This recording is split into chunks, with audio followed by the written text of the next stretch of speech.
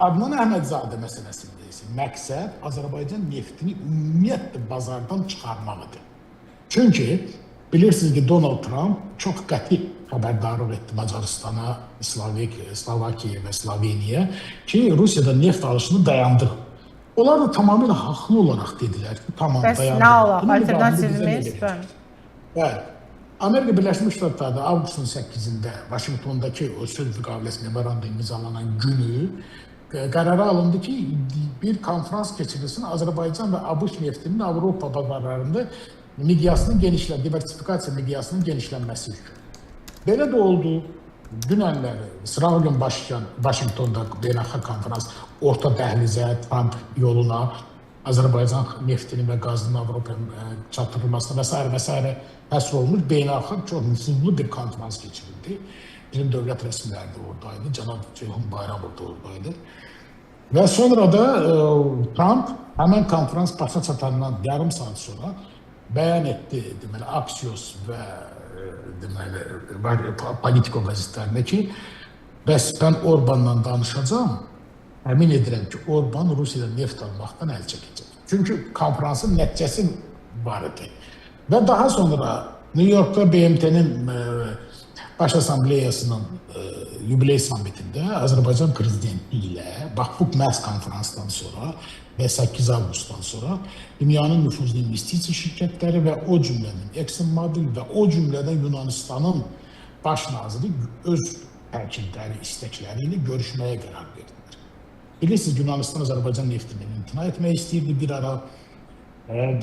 bir ara Afrika ölkələri Azərbaycanla enerji layihələrinə girmək istəmirdilər, amma indi Afrika ölkələri, elə birincisi Kenya, məsələn, Paraka dəniz platforması var. Azərbaycan orada geoloji kəşfiyyat, geoloji kəşfiyyat və istismar işlərinə başlayacaq. Yəni, Rusiya bütün bunları görür və buna görə də bizim başımıza Adnan Əhmədzadə ilə qatır. Bizim başlamışıq Messini hardan gətirdi, Adnan Əhmədzadənin üzr istəyirəm, xanımı nə geyindi. Bunlar o qədər mənasız işlərdir ki.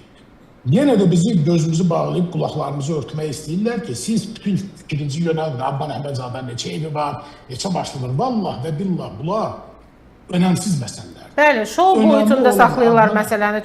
Çox böyük bir problemdir. Bəli. Məsələ budur ki, Adnan Əhmədzadənin arxasında duran qüvvəni idarə edən qüvvələr var. Bunlar var. Bunlar çox ustacasına işləyirlər. Onlar bizə anlatmağa çalışırlar ki, biz süni intellekt vasitəsilə yalanlar yayılır. Onları bu sərf edir, bu yalan.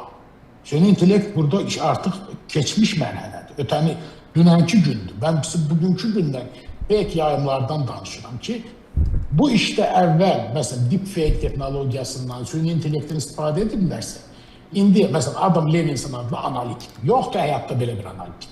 Amma Azərbaycan mediası belə bu lənətə gəlmiş Adam Levinsonu istinad etməyə başlayıb artıq. Türkiyəni qoyun kənara. Və yaxud da digər bir məsələ var. Yazıda Medeira Smith adlı bir Amerikalı ekspert deyib ki, Azərbaycan Rusiya neftini Ukrayna müharibəsindən əvvəl satırdı, indi üstü açılıb. Və bunda Amerikada bir ağac çoxuşunda daldalanmış Azərbaycanlı bloger, ictimai xadim, polis jurnalist və polis Allah qoymasın kim öz YouTube kanalında tirarlayır. Ad çəkmək istəmir. Amma bu dəfə deyəndə ki, belə bir adam yoxdur, Rusiya çıxardır həmən qadını, deyir, buyurun, qadın var. Rusiya kəşfiyyatına, Rusiya hibrid savaşına işləyən minlərlə insan var Avropada, Amerikada. Bəziləri açıq işləyir, bəziləri qapalı işləyir. Elçin bəy, biz necə bunun qarşısını necə alacağıq? Bizim nə imkanlarımız var, bizim nə gücümüz var bu prosesə qarşı qoymaq? İndi sizin, məsələn, maşallah, bu informasiyaların özünü faş etməyiniz bu prosesdə nə qədər önəmli rol oynayır? Yəqin ki, bunu informasiyadan başa çıxanlar çox yaxşı bilirlər. Amma bu prosesi necə tənzimləyək? Necə bu kənardan gələn Azərbaycanda pozuculuq yaratmaq istəyən cəhdlərin qarşısını alaq sizcə? Yəni sadəcə cəmiyyəti maarifləndirməklə, cəmiyyəti hazırlıqlı olmağa cəlb etməklə bitirmi, yoxsa bu hiber təhlükəsizlik məsələsidir? Nədir bu belə? Bu çox ciddi bir məsələdir. Məsələn, mən çalışdığım təşkilata, biz ki bu işlə məşğul olmağa başladıq, haker hücum edildi. Gecə 3-də başladı, səhər saat 8 radələrində. Gecə 3-də mən oyandım, işə yollandım. Bütün kollektiv işdə idi. Və 6 saat siz ağlınıza belə gətirə bilməzsiniz ki, hansı intensivliklə hücum edilmişdir. Yəni, bir saniyə yox, bir milli saniyədə bizə 6 kilobot hücum edir. Bu nə deməkdir? 2 milyon kompüterdən bizim resurslara sorğu gəlirdi. Saniyənin mində birində.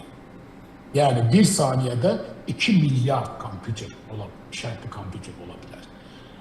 Və biz mütəxəssislərimiz var, bizim kompüter təhlükəsizliyi departamentinin işçiləri var, onlar hesablamalar apardılar.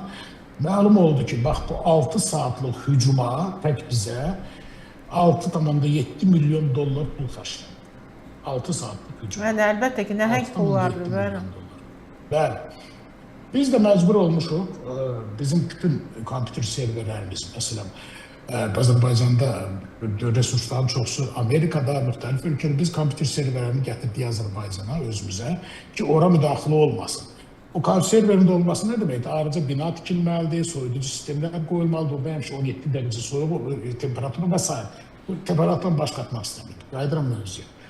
Bu təhlükələri zərərsizləşdirmək ağlınızdan çıxarın. Bu heç vaxt zərərsizləşmir. Sanki biz gəlin qarşı, biz qripin qarşısı necə alalım? Qripin qarşısı alınmır, qripin dərmanı da yoxdur. Qrip mutasiyadır. Biz məsələn bir qrip dərmanı içirsiniz, bir müddət sonra qrip onunda mutasiyadır, artıq o dərman kömək etmir.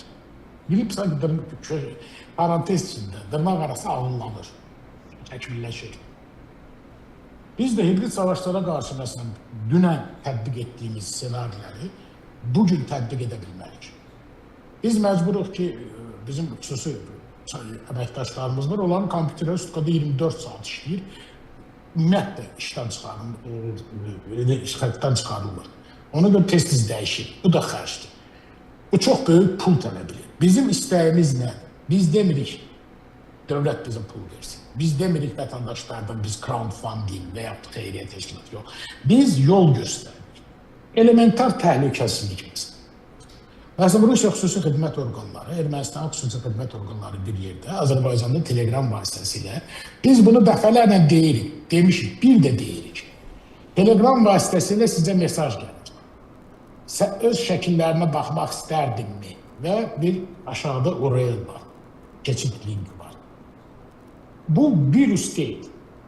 Bu telefonunuzu ələ keçirmək üçün tələdir. Siz onu tıklayan kimi sizin yazışmalarınız, sizin şəkilləriniz, axırıncı dəfə ki, zəng elədiyiniz adamlar, hər şey, elektron poçt, nə varsa telefonda getdi onların əlinə. Bitdi. Və bununla da sizin telefonunuzda analoji mesajlar sizin dostlarınıza, rəfiqələrinizə, sizin o telefon kitabçanızda adı olan hər kəsə gedir. O da baxır ki, Aydın xanımla mesaj gəlib, deyir, Aydın xanım, mən zarafat eləməz. Basır və ondan da bax, beləcə zəncirvari reaksiya, həndəsi silsilə ilə artır. Bu fəndin sadəcə birisidir. Digər fəndlərdən ibarət.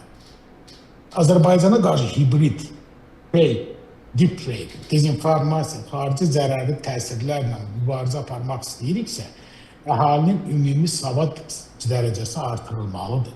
Əhalinin ümumi bilikləri artırılmalıdır.